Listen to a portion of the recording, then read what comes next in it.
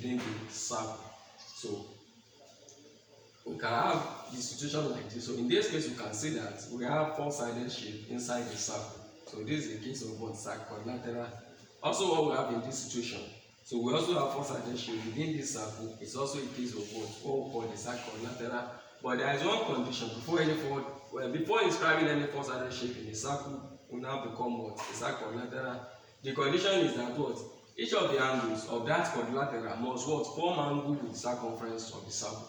So we can see angle is formed at the circumference here, angle is formed at the circumference here as well as here. Also, when we observe the second case here, we can see angle at the circumference here, angle at the circumference here, angle at the circumference. So if the four of such angles are formed at the circumference, that is when positioning of four-sided shape inside the circle becomes what we term the cyclic quadrilateral. Now let's see the situation here. We have an angle here, an angle here, an angle here, an angle here. So we can see the angle here. We can term it A, B, C, D. This angle called A here is formed at the circumference. This our second angle B here is also formed at the circumference, and we see is as well formed at the circumference. But what we have as D here is an angle not at the circumference, but rather at the center of the circle. So this one is not qualified to be called what is a quadrilateral. So what that is trying to say is that it's not all situations whereby we have four-sided shape inside the circle we can refer to as what? A cyclic quadrilateral. But good case of it is what we have here as well as what we have here. So having gotten the meaning of what a cyclic quadrilateral is geometrically, then the next thing is we want to begin to talk about what the theorem we can apply to solving questions under the cyclic quadrilateral. Now the first of it is the one which states that what opposite angle of the cyclic quadrilateral are supplementary. Now what that simply means is that what addition of any two angles facing each other in the cyclic quadrilateral has the value of what 180 degrees. Because supplementary angle simply means two or more angles. Any two angle whose sum is equal to what 180 degrees. So that is if this is term A, B, C, D. So what that means is addition of this B and D here is equal to what 180 degrees. That is, we can say B plus D is equal to 180 degrees. Also, we can see the angle A as well as angle C here. They are also opposite to each other. So it's also satisfy the requirement of what the theorem of that quadrilateral, which says that what A plus C is equal to what 180 degrees. That is, two opposite angles of any cyclic quadrilateral are supplementary. That is, they have the value of what 180 degrees. So that is one case there. So we can as well call this X, Y, P, and Q. So if we want to apply the theorem in this situation too, so what it also means is that what this angle plus this angle also has the value of what 180 degrees, since the two angles are opposite to each other. But it is wrong for me to say this angle and this angle. Now what we mean by opposites won't be the angle that are adjacent to each other. We don't want this situation. The situation we want is so the one that forms situation whereby we want to draw diagonal. And those angles that are placed in that position of creating or forming a diagonal are what we want to term the opposite angle. Because we premier saying that this faces this one doesn't satisfy that this one is also opposite to this one. But for it to be opposite to each other, so the angle must be in such position that whenever we want to draw the diagonal of this shape, so the any two angles that thing will touch. So and what we want to refer to as what the opposite angle. So that is by the theorem. First theorem under the cyclic quadrilateral. Now the second theorem which we have there is the one which talks about the situation of what having an exterior angle. Now when we have an exterior angle simply means extension of any of the angles which we have. Now but in this situation only this angle is produced outside. When an angle is formed beyond this our initial diagram, beyond the circle itself, so that is what we are referring to as what as the exterior angle. And what that theorem is saying is that what exterior angle of the cyclic quadrilateral is equal to the opposite interior angle. Now if I want to understand that theorem, the first thing is one must understand which angle is adjacent to this exterior angle. And we can see that the adjacent that is so close that we have beside this our exterior angle is angle P. So any angle which is opposite to this P has the same value as what as the exterior angle. So definitely in this case, suppose this place is N. What it means is what x, will be equal to M. That is angle X in this case. In this case, will be equal to angle M. So we won't take much time under this explanation. So when we shall begin with solving the question. So in that process, we're going to understand it better. Now, I already have the first question which I want to discuss here. So we use this one and we move to the other one, those that can disturb us later on. Now the first one we have is this. So in this case, we are asked to find the angle C here. We are asked to find the angle C here. Now, when we observe this diagram here, so the first thing to solve the question here is to begin thinking of what various theorems which we have been learnt. So which we've learned so far in this class. Now the first of the theorem is one which tries to draw a relationship between angle at center as well as what? Angle at circumference. We can see within here, we're not even showing the center of this circle. So once that is not shown at all, so there's nothing about what? Talking about relationship between center as well as what? And the circumference. Now when we move down to the second theorem. The second theorem is the one which talks about what? Angle in a semicircle. And for me to have a semicircle, two things must be present before I can talk of semicircle. The first thing is center of this circle must be shown, and the next thing is we must see a line which passes through that center. None of the two is as well given in this situation, so it also shows that what that theorem can't also be what applied. The third theorem is the one which talks about what angle in the same segment are equal. So to having that one, what we can do is when we have this angle, when we have any angle at all, so that application of that theorem is relative. So it has to be, we will be comparing one place to another place. So what we can do in that situation is, let us pick angle 62 for instance. So we want to see is there any angle sharing the same segment as what? Angle 62 degrees. So in that case, what we shall do is, two things form this angle. This line and this line. The coming together of this two line is what give rise to what? The angle 62 degree here. Now, to talk about angle in the same segment means we want to know on what chord is this angle 62 degree line. Now, actually that is not given here, but we can construct it, that is, we can form it. So to form it, that what we can do is, these two things, these two lines that form this angle, we are going to trace it down to what? Somewhere else on the circumference of the circle. This one can be traced to this point, and this one as well can be traced to this one. So from these 2 points, it is possible we join this. Now, when we join this, well, let's put it this way. All because that the chord where this thing, the chord where this angle 62 degrees is not given, it's not provided for, not catered for in the question at all, also automatically shows that what application of that theorem in this scenario true is not what is not going to be useful. Now let's now move to the next theorem. The next theorem is the one which talks about what? The cyclic quadrilateral. And when we observe this diagram here, we can see that within this circle, we have four-sided shape. So since we have the four-sided shape, then the next thing that must come to one's mind is what are the opposite angles? And remember, if this is 62 degrees, so the angle opposite to it is going to be this place. So we can see this place is not named. We can call it P, for instance. We can call it P for instance. So in order to get P, what this thing simply means by that theorem is that what? Combination of this P and 62 gives the value of what? 180 degrees.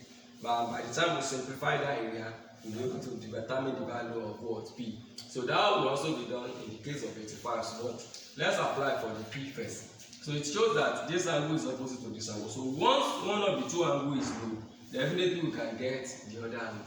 So what we can do in that case is to say the relationship between any two opposite angles is that of what? 180 degrees. That is, P plus 62 degrees is equal to 180 degrees. So to get my P here means I have to do what? To collect the like terms. So P in that situation will give. So that gives us 118 degrees. So it shows that we can assume this place is what is going to have the value of 118 degrees. Now the next thing is angle 85 is as well given to us. Now let's also check which angle is what opposite to this angle. So we can see the angle opposite to it is this. So remember I gave out the definition of what are the opposite angles. So the angle in two positions whereby it will be possible for us to draw the diagonal within that four-sided shape. So let's assume this point is Q. So to get it, so now by the theorem, what that simply means is what? combination of this angle as well as this angle has the value of what? 180 degree. That is Q plus 85 degree is equal to what? 180 degree. So by the theorem. So to get into here, we can collect the like term by saying that 180 degree minus what? 85 degree. And we can say in this case, Q gives the value of what? 95 degree. But we've not gotten to what we have to do. Now look at the position of C. We can see C, angle C which we are interested in is not within the original shape. So remember, we are dealing with circle geometry. So anything within this circle, once the angle given to us is outside this circle, then it shows that what this thing has to do with what? The exterior angle. So in that wise, it is important we know this exterior angle as well as this exterior angle. So once this value is known, we will now assume this thing to be a triangle. So we just apply the theorem which talks about what? Sum of angle in triangles, and with that we'll be able to arrive at the value of C. Now the next thing is, what is this place going to be? Now to get in this place, the next thing I will do is, I want to check which angle is beside it. That is, which angle is adjacent to this place. We can see that the next angle after this place is 85 degree, and we were told that any angle which faces this place will be equal to the exterior angle. So that was what the second theorem on cyclic or lateral is illustrating. So which means the value of Q is the same thing as what? The value of this exterior angle. So it automatically shows that this place is going to be what? 95 degree. So the same thing will be applicable here. So we can see this angle here is also an exterior angle. So since it is an exterior angle, the first thing we will do with the study of exterior angle is we want to identify an angle adjacent to it. That this angle directly beside it. So angle we have directly beside it is what? 180 degree. So once we know the angle beside it, then any angle which faces such an angle will be equal to the exterior angle. So which shows that what? This place is also what? 62 degree. So we can see, so far so good. This is all circle geometry can do. So to obtain the value of C is none of the job of what? Circle geometry. So you can see the way I analyze the application of those theorems from theorem 1 up to the theorem 5. So we can see we've applied everything which we have learned so far in circle geometry. Now we've not been able to arrive at the results which we ought to get. So in that situation, we are now going to move beyond the scope of circle geometry. So it has to be application of any other thing which we have learned in geometry, but that has no relationship with what? Circle geometry. Now when we observe what we have at the moment, the position where C is, we can see that C is within what we call the triangle now. In this situation, we are now going to apply property of triangle. And the property of triangle which we are going to apply in this case is the one which says that what? Sum of angle in the triangle is what? 180 degree. So that shows that C plus 62 degree plus 95 degree is equal to what? 180 degree. So we can see. So the reason, the situation where I want to state the reason, we can say that what? Sum of angle in the triangle is what? 180 degree. And to continue with that, so I can say 62 plus 95, that gives the value of 157. So C plus 157 degree here is 180 degree. And to get in my C here means I will have to collect the like terms. So C now becomes 180 degree minus 157 degree. And C in this situation gives the value of what? 23 degree. So that is the solution to our first question. Now we can now move to the next question. That's the second question, number 2.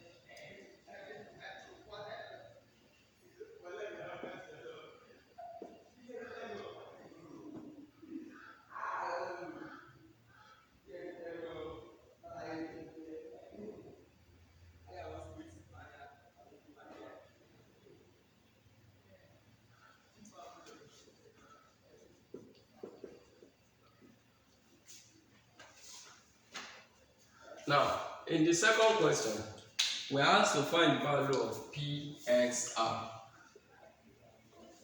We are interested in finding the value of PSR. So I will still prefer applying something that is strictly cyclic quadrilateral. So later on, I will be solving question that has to do with what? Combination of every other theorem which we have learned so far.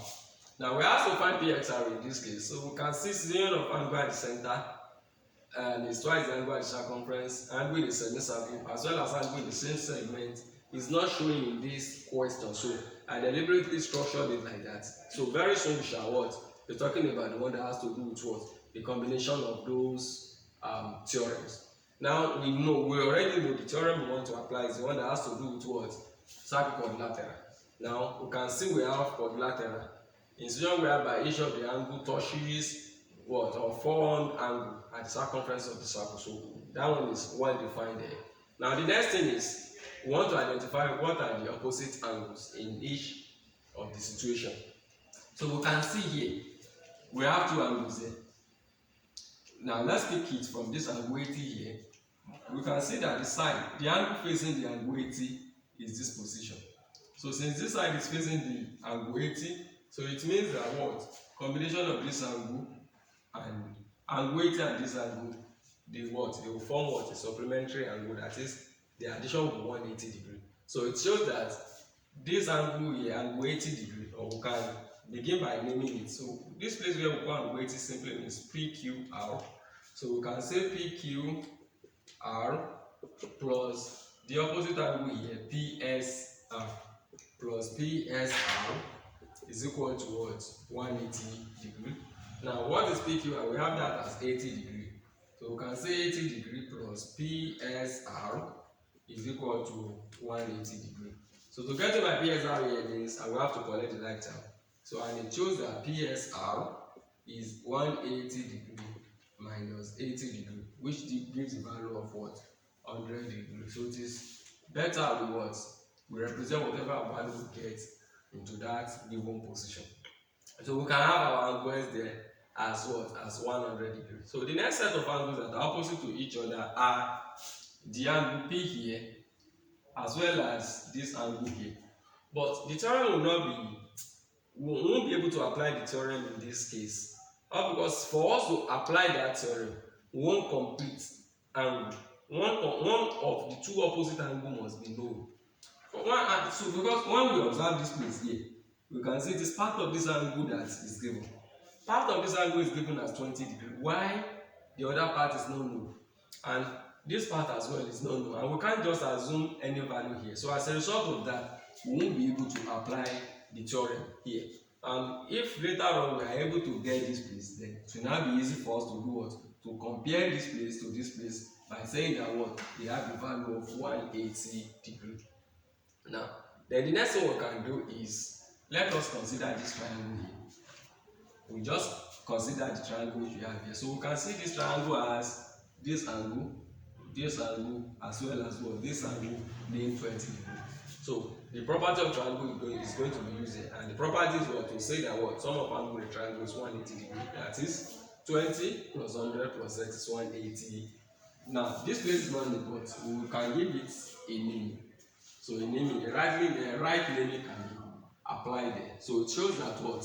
So to name this angle 20 here, we can call it TRS. So we can say TRS plus this angle 100 here is RS, or we can as well name it RSX plus RSX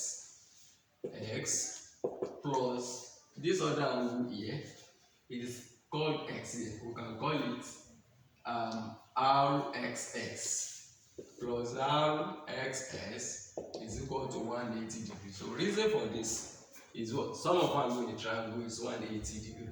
And what do we have at angle R? It is 20 degrees. So we say 20 degrees plus at angle S here we have 100 degrees plus at angle X no value is given, so we call it RXS is equal to 180 degrees. So that is 120 degrees plus RXS is 180 degrees. So to get in my angle X now means I will collect the like term. So which shows that what RXS is 180 degree minus 120 degree, and RXS is going to give the value of what 60 degrees. So it shows this place is 60 degree. But actually it's not what we are asked to find. So what we are asked to find is this place. So what we can just do in that scenario is we can apply the concept of angle on a straight line. So we can see this is a straight line which is subdivided into 1, 2. And by that property, we're told that what sum of angle on a straight line is what 180 degree. So it shows that the angle here, which I can call PXR, that is PXR here, plus this angle named 60 here, that is RXS, plus RXS is equal to what 180 degree. So reason for this, sum of angle on a straight line has a value of 180 degree. So PXR is not known yet, so we say that PXR plus, remember RXS here is 60 degree, plus 60 degree here is 180 degree. So it shows that PXR will be obtained by collecting the like term. That's by saying what 180 degree minus 60 degree, and therefore PXR in this case gives the value of what 120 degree. So that one also completes, is also the complete solution to the second question.